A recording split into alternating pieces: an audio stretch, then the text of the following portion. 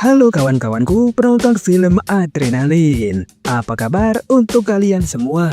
Semoga selalu diberi kesehatan Yuan. Amin. Oke, kali ini adiknya Maman akan lanjut mengisahkan sebuah film beradrenalin dengan judul Sanada Tsuyoshi tahun 2016. Film ini menceritakan 10 pasukan pemberani dari seorang jenderal veteran perang yang berusaha melawan pemerintahan Tokugawa Ieyasu. Oke, biar gak penasaran dengan bagaimana ceritanya, langsung saja mari HP kamu lemparkan kenangan bersama mantan, karena film Adrenalin dimulai. Pada awal film, kita diperlihatkan dengan sosok pemimpin dari klan Tokugawa yang bernama Tokugawa Ieyasu.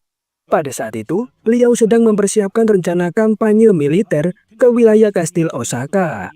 Tokugawa Ieyasu berniat mengalahkan pemimpin klan Toyotomi agar mau mengakuinya sebagai shogun, serta menghentikan pemberontakan terhadap pemerintahannya.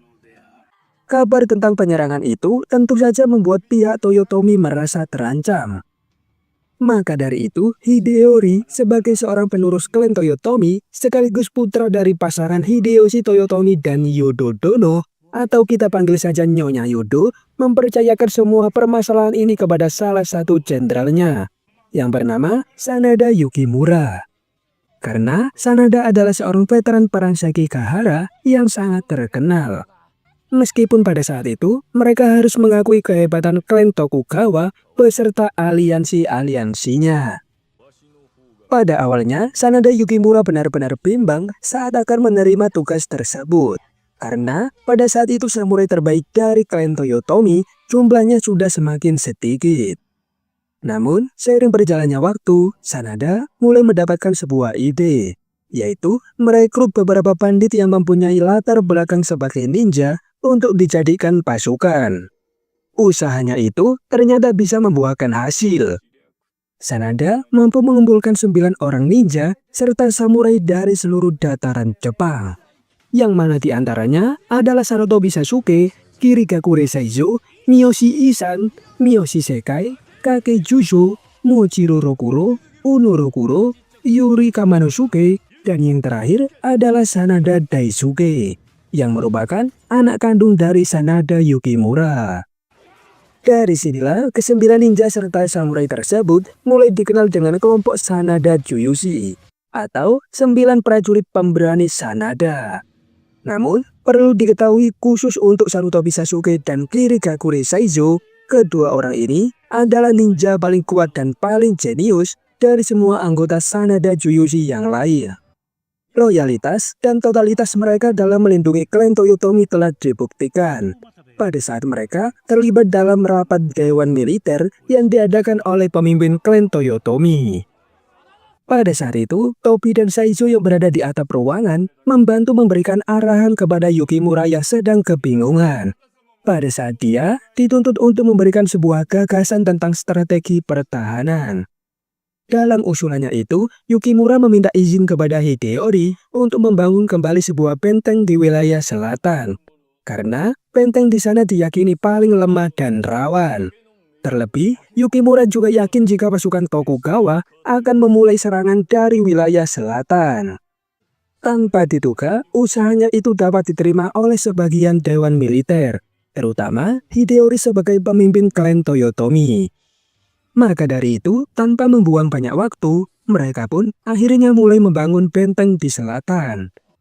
Dan benteng itu dikenal dengan nama Benteng Sanada. Pada malam harinya, di saat Tobi dan Saizo sedang dalam perjalanan menuju desa Kokutsu, secara mengejutkan, mereka berdua dihadang oleh sekelompok ninja lokal yang dipimpin oleh Senkuro.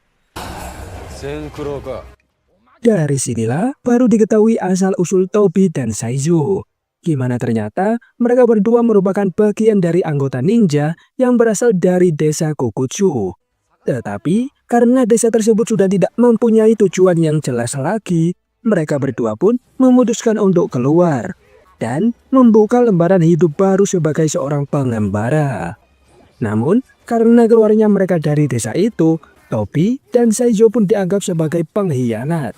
Terlebih, mereka juga lebih memilih bergabung dengan klan Toyotomi dan menjadi bagian dari anggota Sanada Juyushi. Maka dari itu, Senkuro pun berniat untuk menghabisi mereka berdua. Di tengah pertarungan itu, ternyata tidak hanya Senkuro yang ingin menghabisi mereka berdua. Seorang perempuan yang bernama Hotaru juga datang dengan niat yang sama, karena dia mempunyai dendam pribadi kepada Saizo.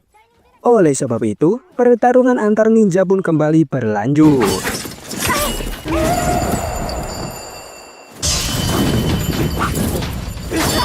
Saat sedang seru-serunya bertarung, tiba-tiba mereka dihentikan oleh seseorang bernama Kukutsu Sosuke, yang merupakan seorang pemimpin klan Kukutsu sekaligus ayah dari Hotaru. Kukutsu Sosuke terpaksa menyuruh Hotaru dan Senkuro untuk mundur. Dia juga memerintahkan Senkuro agar tidak lagi mengganggu Saizo. Hal itu dia lakukan demi Hotaru yang ingin menyelesaikan permasalahan pribadinya dengan Saizo secara jantan.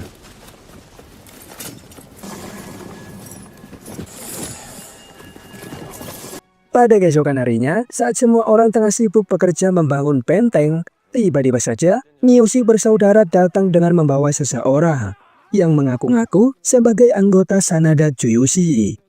Orang tersebut juga telah memanfaatkan ketenaran anggota Sanada Juyushi untuk membohongi beberapa warga desa demi kepentingan dia sendiri.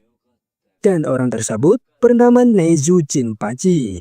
Karena hal itu, Jinpachi pun dianggap telah menyalahgunakan nama Sanada Juyushi dan secara otomatis membuat nama Sanada Juyushi menjadi tercoreng. Mendengar hal itu, Saizo pun langsung marah. Dan karena dia mempunyai sifat yang sangat tegas dan tidak kenal kompromi, maka dari itu dia pun menjatuhi hukuman mati kepada Jinpachi. Namun, aksi dari Saizo itu langsung dihentikan oleh Tobi tanpa alasan yang jelas. Bahkan, secara sepihak dia memutuskan untuk merekrut Jinpachi menjadi anggota Sanada Juyushi yang ke-10. Sontak, keputusan itu pun membuat anggota yang lain terkejut, termasuk Uno yang saat itu menolak keputusan Tobi. Namun, karena kalah jumlah suara, akhirnya Jinpachi pun secara resmi bergabung dengan anggota Sanada Juyushi.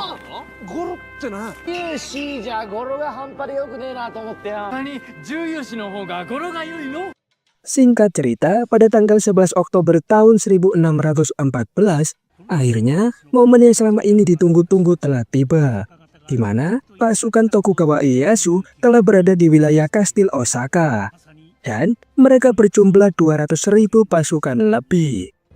Tanpa berpikir panjang, Tokugawa Ieyasu pun langsung memberikan komandonya untuk melakukan serangan pertama. Dan pertempuran itu pun dikenal dengan peristiwa pengepungan Osaka.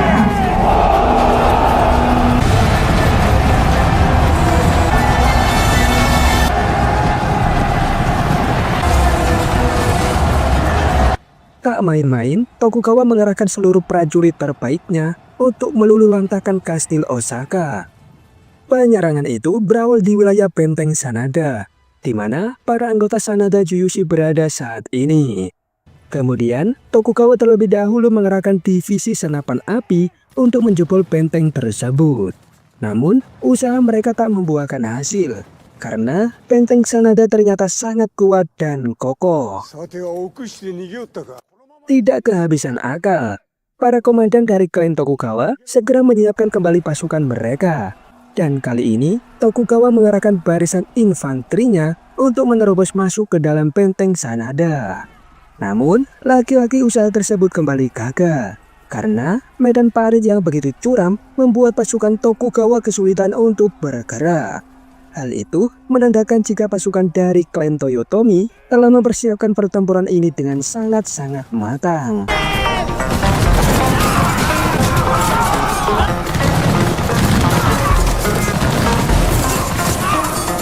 Sementara itu dari kejauhan, Tokugawa mulai kesal karena serangan demi serangan dari para pasukannya dapat digagalkan oleh para anggota Sanada Juyushi. Namun, dia kembali memerintahkan pasukannya untuk terus berusaha menerobos masuk ke dalam benteng Sanada. Hingga akhirnya, apa yang dilakukan oleh pasukan Tokugawa bisa membuahkan hasil, di mana sebagian dari mereka berhasil masuk ke dalam benteng. dan langsung memulai pertarungan jarak dekat.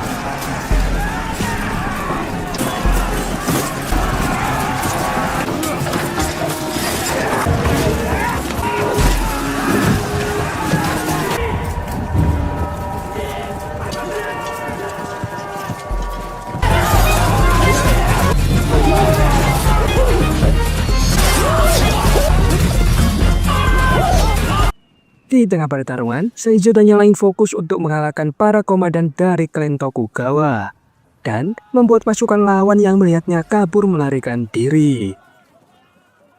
Karena hal itulah, Tokugawa Ieyasu pun menarik mundur semua pasukannya dari medan peperangan, sehingga membuat pertempuran di hari pertama itu berhasil dimenangkan oleh pihak klan Toyotomi. Setelah pertempuran itu, pada malam harinya anggota Sanada Juyushi mengadakan pesta dan minum-minum bersama. Dalam kegembiraan itu, Jinpachi berkata kepada para seniornya bahwa dalam pertempuran tadi, dia mampu menumbangkan sekitar 30 prajurit Tokugawa. Namun, perkataannya itu langsung dibantah oleh Uno, karena dia mengetahui bahwa saat pertempuran terjadi, Jinpachi tidak melakukan apa-apa dan lebih memilih untuk bersembunyi. Di tempat lain, Tobi dan Saizo tiba-tiba dihampiri oleh Hotaru. Dari sini, baru diketahui jika Hotaru ternyata memiliki perasaan kepada Saizo. Oleh karena itu, dia pun memperingatkan Saizo jika dalam pertempuran melawan klan Tokugawa ini, mereka tidak akan punya kesempatan untuk menang. Mendengar hal itu, Saizo malah tidak peduli, dan kemudian pergi dari tempat itu.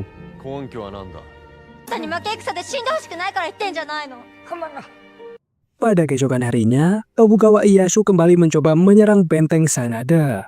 Kali ini, dia mengerahkan seluruh pasukannya agar bisa menerobos masuk sampai ke dalam jantung pertahanan. Penyerangan itu diawali dengan beberapa tembakan dari divisi meriam Tokugawa.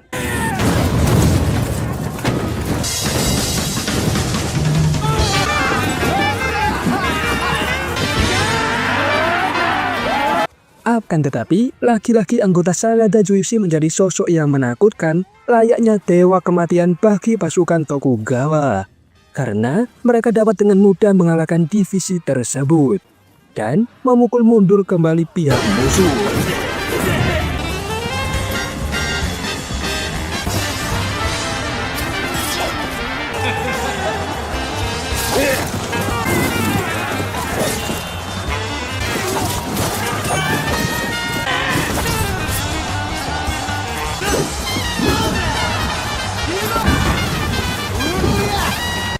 Sementara itu di sisi lain, secara tak terduga pasukan Tokugawa membelokkan arah serangannya menuju benteng 8 yang dinilai memiliki penjagaan yang lemah. Dan ternyata secara mengejutkan, serangan itu dilakukan oleh para ninja dari desa Kokuju yang ternyata selama ini diam-diam memilih bergabung dengan kubu Tokugawa. Karena hal itu, gerbang utama di benteng 8 pun dapat diterobos dengan mudah. Sampai-sampai divisi meriam Tokugawa bisa dengan bebas menembakkan meriam-meriamnya hingga dapat mengenai kediaman Nyonya Yodo. Melihat kekacauan tersebut, para anggota Sanada Juyushi pun bergegas menuju ke TKP agar bisa menghentikan divisi meriam Tokugawa. Karena hal itu, rencana Tokugawa untuk meruntuhkan kastil Osaka dapat kembali digagalkan. Bahkan, Tokugawa Ieyasu sampai memutuskan untuk mengajukan sebuah syarat gencatan senjata kepada klan Toyotomi. Syarat itu berisikan bahwa klan Toyotomi diharuskan menghilangkan benteng-benteng parit yang ada di sepanjang kastil Osaka. Mendengar persyaratan itu, sebagian petinggi militer klan Toyotomi tidak mau menyetujuinya. Dikarenakan mereka khawatir apabila parit-parit itu dihapuskan, maka akan memudahkan para penyusup dari pihak Tokugawa untuk masuk kastil.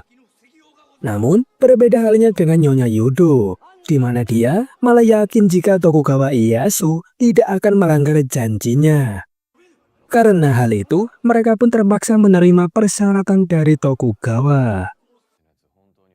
Setelah rapat usai, Tobi dan Saizo kembali meyakinkan Jenderal Sanada Yukimura agar membatalkan penghapusan benteng parit. Karena menurut mereka Nyonya Yudo terlalu gampang percaya dengan Tokugawa. Namun, usaha dari keduanya itu tidak bisa disetujui. Karena demi kebaikan klan Toyotomi, mereka harus mengikuti syarat gencatan senjata tersebut.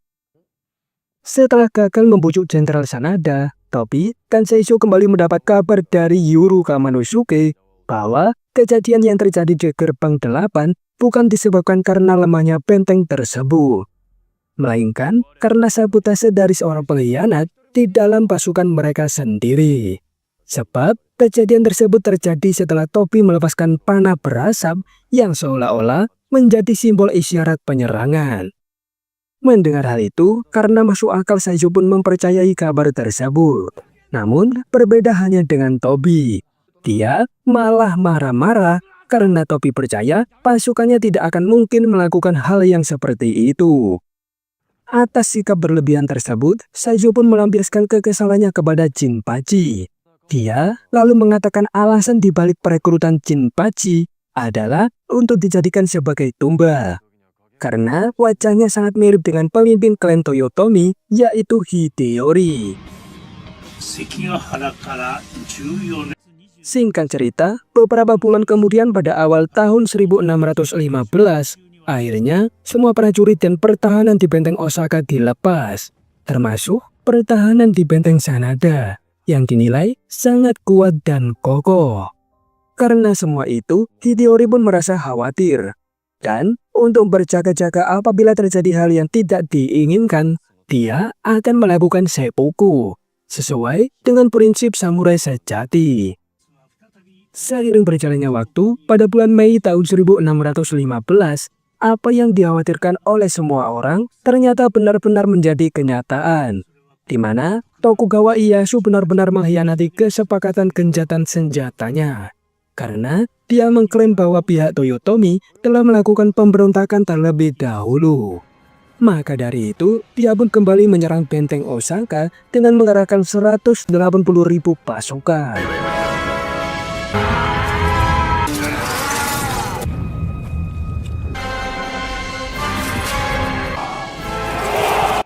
Di sisi lain, pihak Toyotomi merasa bahwa ini adalah akhir dari kejayaan klaim mereka. Namun, Nyonya Yudo tetap meminta kepada para samurainya untuk berjuang membela Hideyori sampai titik darah penghabisan.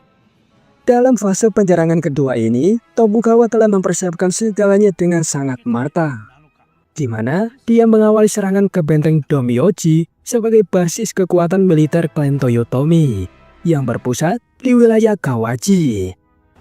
Tidak main-main, dalam pertempuran besar-besaran itu, pasukan klan Mori dapat ditumbangkan dengan mudah, termasuk salah satu jenderalnya yang bernama Goto Matabe. Peristiwa terbunuhnya Jenderal Matabe membuat rencana Jenderal Sanada Yukimura menjadi sedikit terganggu.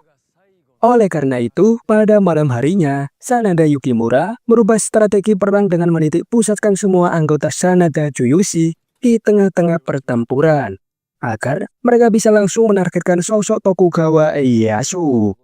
Namun, sebelum menjalankan rencana itu, mereka harus menunggu isyarat dari sisa-sisa pasukan klan Mori, karena mereka akan menyerang dari samping untuk membukakan jalan. Mendengar rencana tersebut, Tobi pun menjadi semakin kagum dengan Jenderal Sanada Yukimura. Bahkan, Tobi juga menganggap jika tuannya itu sangat layak untuk menjadi seorang pemimpin.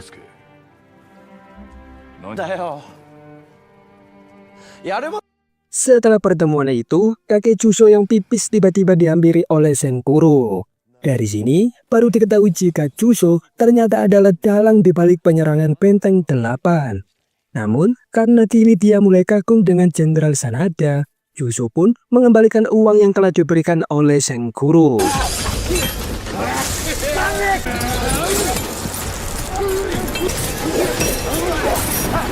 Tak lama kemudian, Saizo dan anggota Sanada Juyushi yang lain akhirnya datang. Oleh karena itu, Senkuro pun segera pergi menjauh. Sementara Juso akhirnya mengaku kepada semua rekannya jika dia telah berkhianat. Mendengar pengakuan itu, Saizo pun berniat akan mengeksekusi Juso. Namun, lagi-lagi aksinya itu dihalangi oleh Tobi. karena Tobi mempunyai rasa kepedulian yang tinggi terhadap sesama rekannya. Terlebih lagi, menurut Tobi Sanada Tsuyoshi tidak akan lengkap jika kurang satu orang.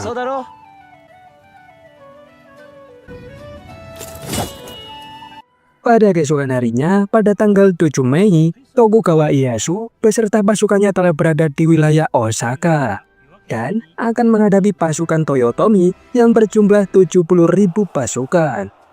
Namun, meskipun kalah jumlah, klan Toyotomi tetap tidak gentar sama sekali.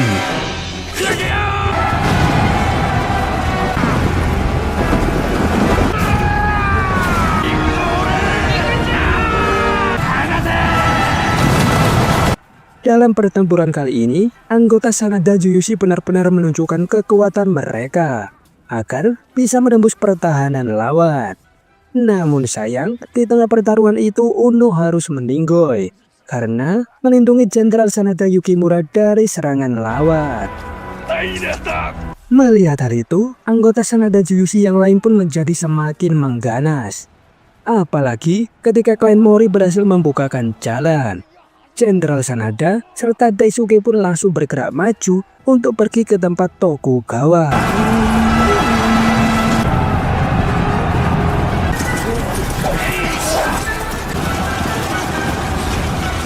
Namun, rencana tersebut harus dibayar mahal dengan kematian dari Mochizuki Rokuro karena berusaha melindungi Daisuke, serta kakek Jusho dan Kamanosuke yang dihabisi oleh Senkuro.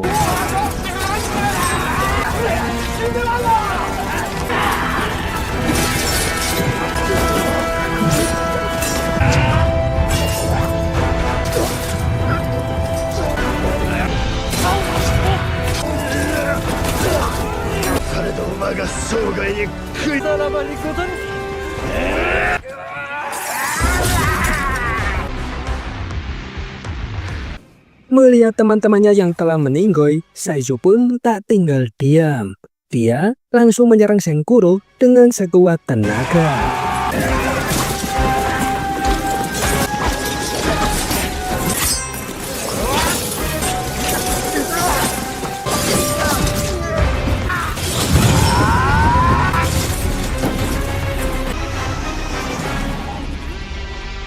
Setelah Saizo berhasil mengalahkan Senkuro, Jenderal Sanada pun terus bergerak menuju tempat Tokugawa. Setelah dirasa cukup dekat, Jenderal Sanada lalu menantang duel Tokugawa Ieyasu. Namun sayang, karena ketatnya penjagaan terhadap Tokugawa, Jenderal Sanada serta Daisuke pun harus terhenti. Apalagi setelah pasukan infanteri menyerang mereka.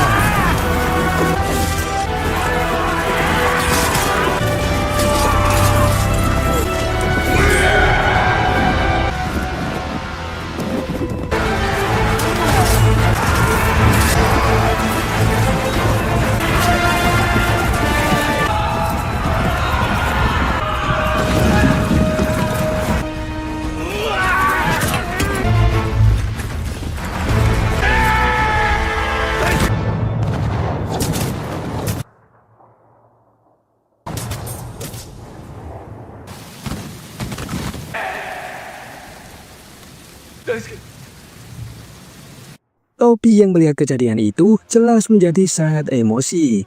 Sebelum meninggoy, Jenderal Sanada menitipkan pesan kepadanya agar Tobi bisa menjaga Hideyori dan Nyonya Yodo. Jenderal Sanada juga memberikan sebuah katana kelas Muramasa kepada Tobi. Katana Muramasa ini adalah sebuah pedang bermutu tinggi yang sangat disukai oleh Tokugawa Ieyasu. Tetapi secara perlahan pedang tersebut menjadi simbol perlawanan terhadap pemerintahan Tokugawa sendiri.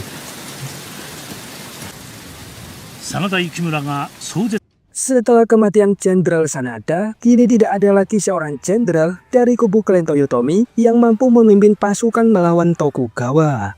Hingga pada akhirnya, kastil Osaka pun berhasil dikuasai oleh Tokugawa.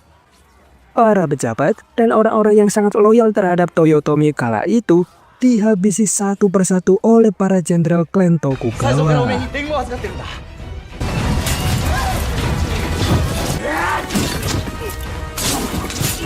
Sementara itu, di saat pasukan Tokugawa mengacaukan kastil Osaka, Tobi segera membawa Nyonya Yudo serta Hideyori ke sebuah tempat rahasia di bawah kastil Osaka.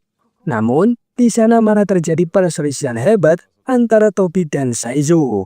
Karena Tobi masih berniat melindungi Nyonya Yudo yang merupakan dalang dibalik kekalahan klan Toyotomi. Semua itu karena Saizo tahu jika Nyonya Yudo telah menerima surat rahasia dari Tokugawa. Di mana pada surat tersebut, Nyonya Yudo diminta untuk menyerahkan anggota Sanada Juyushi, dan sebagai gantinya, Nyonya Yudo serta Hideyori akan diberi kesempatan untuk tetap hidup. Oleh karena itu, demi keberlangsungan hidup anak tercintanya, Nyonya Yudo sengaja mengorbankan anggota Sanada Juyushi di dalam pertempuran yang sudah direncanakan oleh Tokugawa Ieyasu. Sebab itulah anggota Sanada Juyushi yang tersisa pun menjadi semakin berselisih.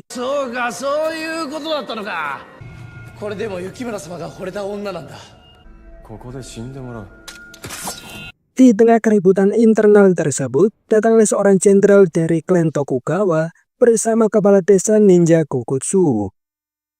Melihat ada beberapa anggota Sanada Juyushi yang masih hidup, Kokutsu pun menyuruh pasukannya untuk menghabisi mereka semua yang ada di tempat ini.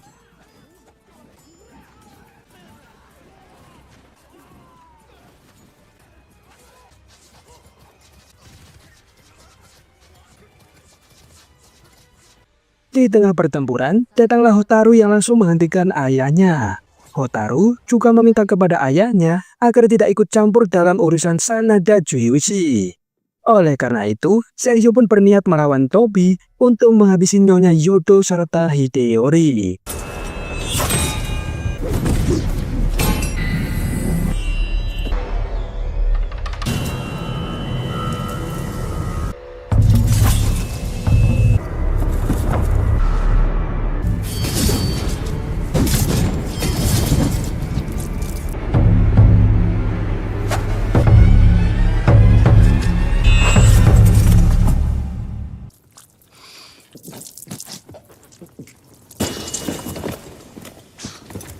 Melihat semua anggota Sanada Juyushi dan keluarga Toyotomi telah tewas, jenderal dari klan Tokugawa serta ayah Hotaru pun memutuskan untuk pergi.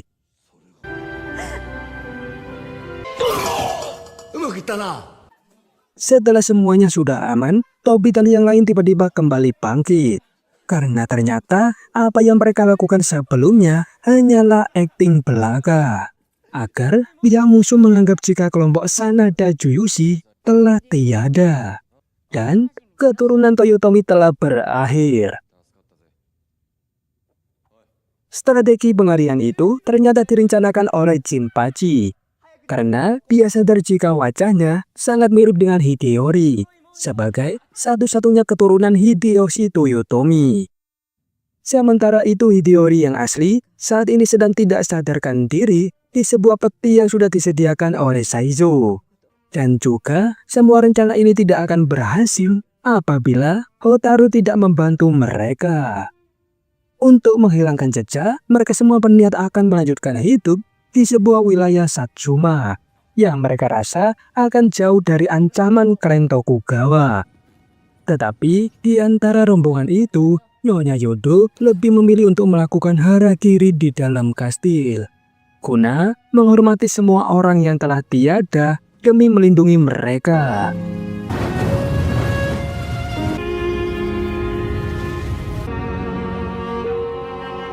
Sementara itu, setelah berhasil menyerang kastil Osaka dan menghancurkan klan Toyotomi, Tokugawa Ieyasu pun akhirnya menjadi shogun yang tidak tergoyahkan.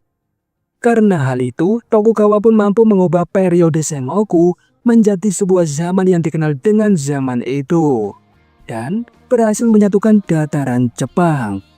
Hal itu pun membuat film menjadi berakhir. Pelajaran yang bisa kita ambil dari cerita ini adalah untuk melawan musuh yang licik, kita juga harus bisa menjadi jauh lebih licik. Karena itu adalah salah satu cara untuk menang. Akhir kata, membeli baju untuk dipakai di hari raya. Adiknya Maman mau tidur dulu dan sampai jumpa.